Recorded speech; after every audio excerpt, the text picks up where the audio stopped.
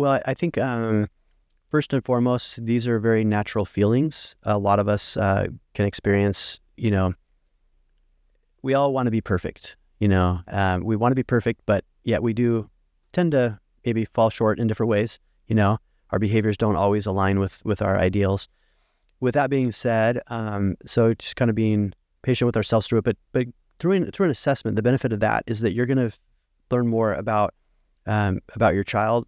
Sometimes parents will ask for an assessment to be assessed for themselves to learn more about their own strengths and challenges, and also because then they can get insights to help them out with their profession, the rest of their career, and also for their child. And so an assessment for the child can benefit them because we're going to figure out more about their executive function, their attention. Now, when he's that young, though, going into grade school, it is very young for an assessment. So I don't usually necessarily recommend it, to be honest with you, but we can definitely consult.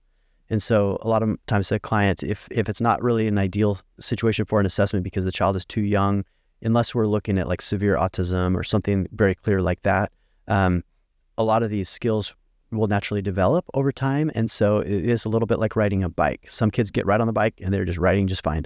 And then other kids struggle with it, take some time.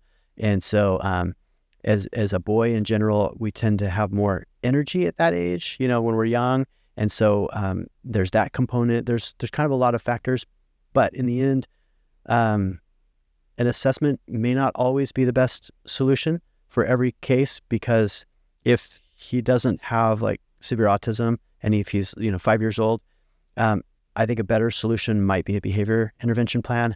And so I can definitely help with that as well, or some consultation, or a few consultations to help with awareness and strategies that are based in neuroscience. So that the goal is to equip someone to understand not just what to do, but what are the reasons for it, so that they can come up. The best recommendations are not just the ones that I give, but the best recommendations come from the person after they learn about themselves, they do the assessment or have the conversations, and then they can adapt, some of those insights into their own life using some of the ideas as kind of a springboard.